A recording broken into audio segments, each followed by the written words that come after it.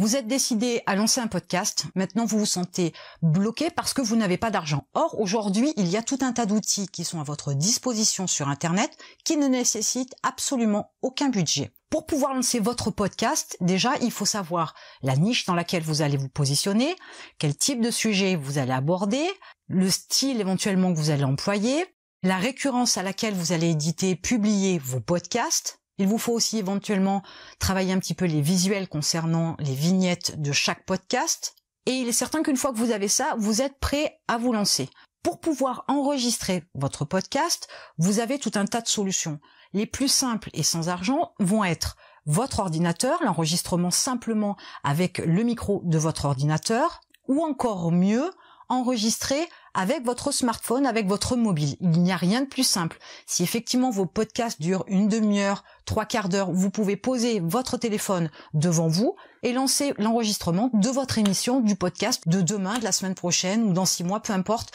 Ça se fait très rapidement. Vous n'avez absolument besoin de rien. Bien évidemment, si votre audio est pas terrible parce que vous avez un bruit de fond, parce qu'il y a un fond sonore sur votre bande et que votre audio n'est pas complètement très net ou de moindre qualité, vous avez la possibilité de traiter votre audio avec un logiciel qui s'appelle Audacity. Audacity, c'est un logiciel de traitement de l'audio qui est entièrement gratuit. Donc une fois de plus, vous n'avez absolument pas besoin d'argent. Avant même de faire la promotion de quoi que ce soit, faut-il encore que vos podcasts soient hébergés correctement et que les podcasts soient accessibles et que vous ayez déposé vos podcasts sur tout un tas de plateformes de façon à ce que vous ayez une couverture maximum.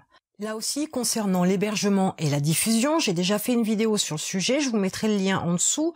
Vous avez la possibilité d'héberger gratuitement vos premiers podcasts ou tous vos podcasts et ensuite de diffuser sur d'autres plateformes vos podcasts par le biais d'un flux RSS. Là aussi, le budget 0 €, puisque vous avez des plateformes qui vous proposent d'héberger gratuitement vos podcasts, qui vous proposent de les diffuser gratuitement. Après, il y a d'autres plateformes qui ont une première partie gratuite, puis ensuite une partie payante. Mais pour démarrer, vous pouvez lancer votre podcast sans argent, sans avoir besoin de payer quoi que ce soit pour pouvoir héberger et diffuser vos podcasts. Dans la partie suivante, pour lancer votre podcast sans argent, il vous faut bien évidemment ensuite faire la promotion de votre podcast.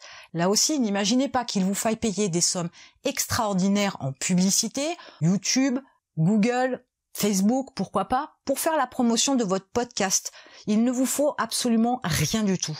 En plus, une chose intéressante et une chose que j'ai remarqué moi avec différents clients, c'est que le podcast prend plutôt bien, il est plutôt bien reçu. Lorsque les gens voient une information concernant un podcast, ils ont une grande curiosité, ils vont facilement cliquer pour aller voir ce qui se passe, pour aller entendre ce qui est dit dans ce fameux podcast ou pour découvrir une nouvelle chaîne de podcast. Donc lorsqu'il s'agit de la promotion, vous allez bien évidemment utiliser les réseaux sociaux, Facebook, Twitter, Pinterest, Instagram, Snapchat, etc. Il y a tout un tas de réseaux sociaux sur lesquels vous pouvez vous appuyer.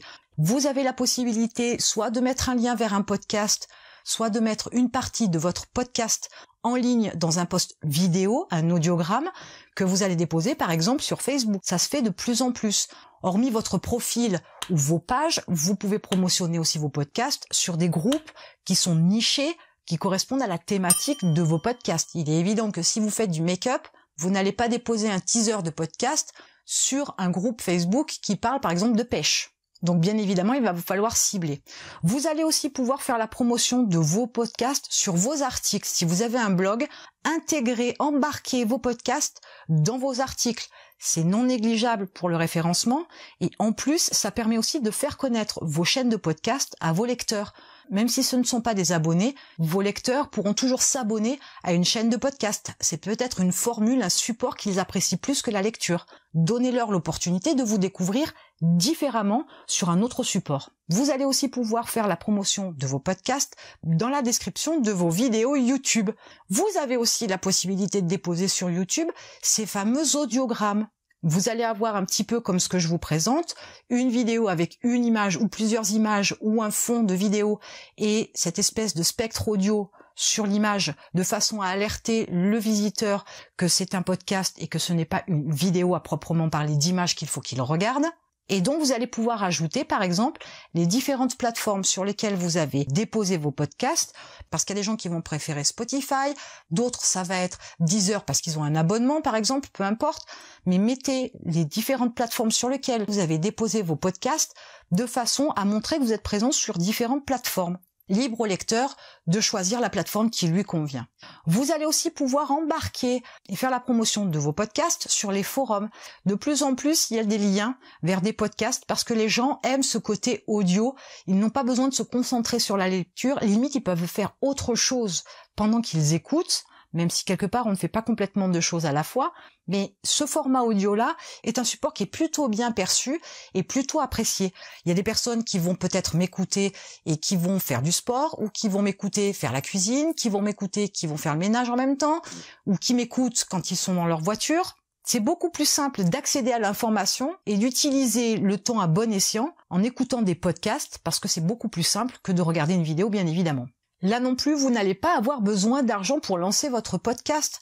Et quand vous faites la promotion de vos podcasts, vous faites autant la promotion de votre chaîne que de vos différents podcasts, parce qu'ils ont des thématiques particulières et que certaines personnes ne vont pas accrocher quand vous allez parler de votre chaîne. Par contre, ils vont accrocher sur un épisode, un podcast en particulier, parce qu'il aborde un thème particulier, un sujet spécifique qui les intéresse à ce moment-là. Donc c'est aussi le moyen de récupérer une plus large audience concernant votre activité, concernant votre business, concernant les informations que vous procurez à votre audience. Et vous allez toucher aussi une audience que vous ne toucheriez pas avec, par exemple, la vidéo par le biais de YouTube. Ça, c'est un exemple. Ou par le biais de vos articles, avec le référencement de vos articles sur les différents moteurs de recherche. C'est un autre support qui est plutôt bien apprécié, qui se développe de plus en plus.